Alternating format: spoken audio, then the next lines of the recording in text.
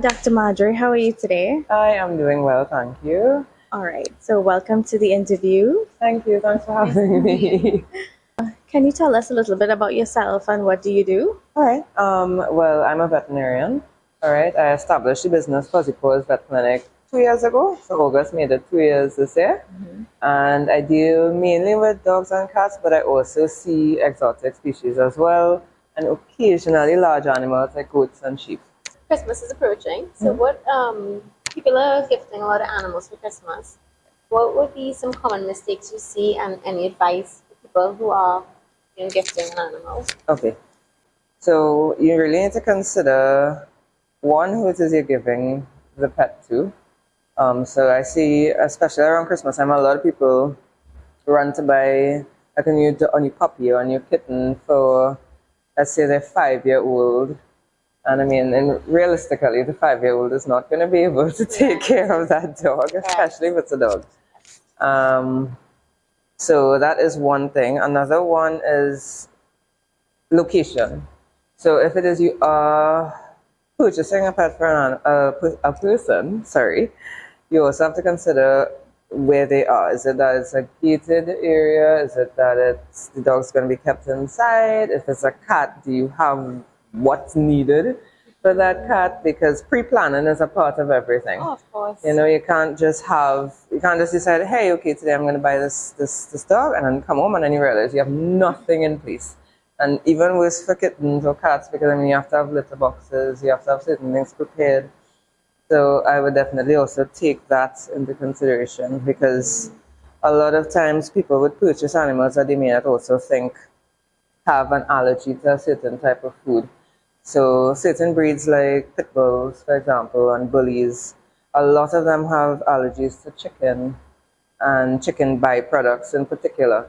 And new owners, not all, some of them, when they get the dogs, then they realize, okay, I bought this 50-pound bag of chicken-based chow, and all of a sudden my dog is breaking out in bumps and scratching and sores, and they have no way to really fix the situation. And then they call the vet and they realize, oh, now I have to adjust all of these things in order to facilitate. So that is really the main consideration when doing that.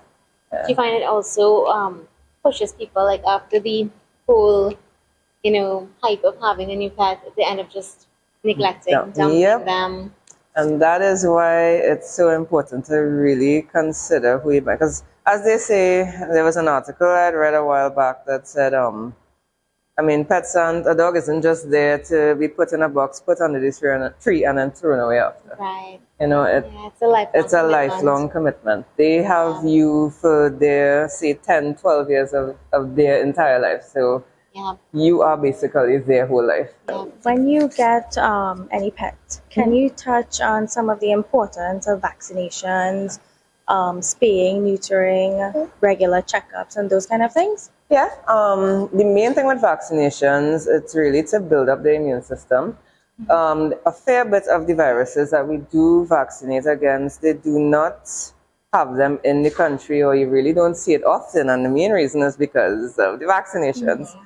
All right, so it's really to protect the pets. There is one main vaccine that we cover for, and that is for parvovirus. I think most people know about the existence of that. It is not the only virus that we cover for. We also cover for a number of other things like distemper in dogs. And I'm going to go into everything, hepatitis, things like that. And then for cats, the feline leukemia virus. Cats tend to get a lot more respiratory viruses, whereas with dogs, a lot of them tend to be, it kind of varies. You could either get respiratory, you could get gastrointestinal like parvo, and you could get, mainly those two. Let's stick to those two. All right, so the vaccine protocol is really just to basically bring up the immunity and keep their system up against these viruses. It does not mean that they cannot get the virus, but what it means is that if they do happen to interact with it and contract it, their body will have a better response to it. They have a better chance of fighting it, as opposed to if they had no vaccines at all. All right, so that is one of the main importances with that. deworming is another thing that is also important because we cover for tapeworms, hookworms, and roundworms, which are the most common ones that we tend to get. Yeah. All right. Besides that, general checkups, that is usually like at least once or twice a year. Yeah. It really is just to make sure that the pets are up to date and up to par with body condition, with everything they're supposed to be going around with. And well, spaying and neutering, there are good few reasons we do that. I know a lot, not a lot, but a fair bit of the population thinks that it's inhumane to spay and neuter their pets. I do get clients asking me that question. But the main reason with respect to spaying, which is the females, where we actually take out their womb, yes, it's to prevent pregnancy, okay, but it also helps limit them getting mammary tumors later in life. It helps limit them getting, well, it basically prevents them from getting uterine infections, something called pyometra, which when they come into heat repeatedly over the years, that the bacteria tracks up the vagina and up into the womb, and that actually causes it to build up like a big sack, basically, of just pus. And dogs die from that. All right, so when you spay them, it helps limit that as well. With respect to the neutering, which is the males, where we just take out the testicles, the main thing with that is that it actually helps prevent some of the behavioral issues we see with males. So that goes for dogs and cats. For the dogs and the cats, mainly the marking of the territory, spraying on the house, a lot of aggressive, hyperactive behavior. So there is an age we tend to kind of look at for doing that, which is about 6 months and up, because we don't want to do it too early. If you do it too early, it can cause other issues with development, and you don't want to do that. All right, so usually from 6 months and up, we look towards the spaying and neutering, especially if you don't want to do breeding. And, well, basically, it helps with those specific things. I know people want to know probably cons. Yeah. The main thing we see is a little bit of obesity over the years. That is probably the most common thing. Because it removes a lot of the sex hormones. We tend to find that they kind of eat a bit more, or they might put on size a bit more. So the best way to kind of manage that is just with healthy exercise and things like that, taking them on walks, keeping them active in general. All right, so that's honestly the main and most common one. Yeah. So there's a lot of dumping of cats and dogs in Trinidad and Tobago. Very, very common. And we see it a lot after Christmas as well. Yeah. Do you think what we can do as a country, you think, to kind of put things in place? Honestly, I have said many times about the education of the public, but some people just genuinely... Well, from a vet's point of view, I should say. Yeah.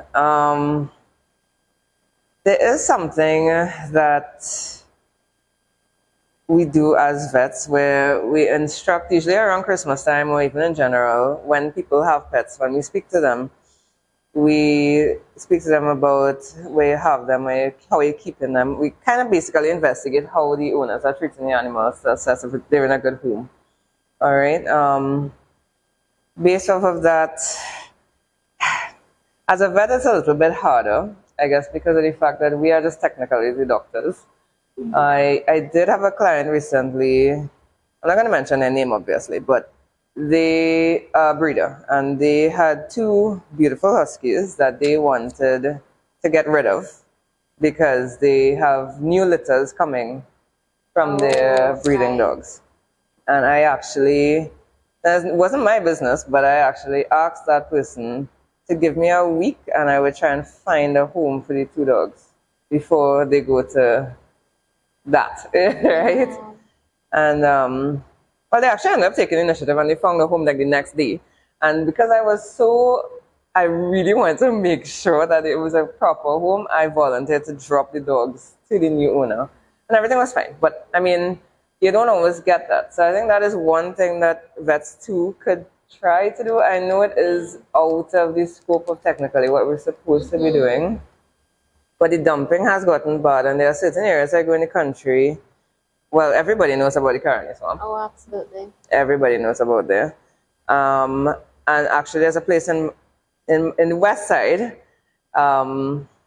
it's in a section of Maraval. I'm not going to specify where because I don't want it to become an even bigger dumping ground. Oh my Because when I go there in the evening, if it's about 6, it's just cats all down the streets, all up the steps. And the residents of the area are actually working with me now to try and get some of them a little bit more friendly to get them spayed because it's too much. Yes. It's too much. And I think that as more people probably like venture into the area and they realize, oh, it have a lot of cats here. I could just leave my cat here if I don't want it. Or Carney Swamp, nobody's monitoring drop-offs. No. Anybody can go there and just, and Temple by the Sea is another with dogs and cats. Yeah. So it's really, really bad. It's really, really bad. And I mean, education is one thing, but as the vets, we could only do our part to try and talk to the clients that we deal with, in order to try and limit it. You know, people like you guys who actually do the trapping and actually get vets to work with you to spay and neuter, that makes a big difference. But there's not much of you all out there. So that's the next thing. And in your view, how can having a pet benefit an owner's mental health? Can you tell us about that? Yeah, I think the main thing is companionship. They actually had realized that around the time of COVID-19, a lot of people got a lot more animals. Now, that does not mean that if there's a pandemic, you just run and you get animals. a new animal. That's what I mean. Like, just a lot of people living alone, a lot of people lost families and things like that. So, having at least a dog or a cat there was good companionship. So that's one thing. It is nice to come home too. I mean, I live alone. When I go back home, it's just the dogs and the cats, and everybody's waiting by the door. And yeah, so it's a nice thing. It's a nice thing to have. And a lot of people who may be older, or if they say like wheelchair bound or homebound, or they can't really do anything, it's a good energy for them as well, because they also have somebody to share that with. Now, I know it sounds strange when I say somebody, but to be fair, animals are not what some people might think they are in terms of they have no sense. Yeah. They are really great companions to have, and they're smart. They find ways to do things. Sometimes you might be sitting and you might having a bad day, and your cat just decides to run past and catch the zoomies and is up and down, and that makes you laugh, and it improves your day for like 5 seconds, but it improves it. You know what I mean? So with mood stability, I think it contributes to that as well. And also people who have larger dogs that they have to go for like walks and things on them, go to the park. Or some people, when I go up Chancellor, I see them walking their shepherds or their bigger dogs up there. So it's a good form of exercise for them as well. So those are the main things I could really say with respect to that. Yeah. You know? So, Carney has been totally overrun with cats. Yeah. And recently they've been talking about the way to fix the problem, more or less, is to discard these animals in a way. So what would you say would be the better approach to I guess not maintaining, but to kind of solve or reduce what's happening there, the problem? All right. Well, the discarding of the animals, that is basically mass murder, in my opinion. I know it is an easy solution.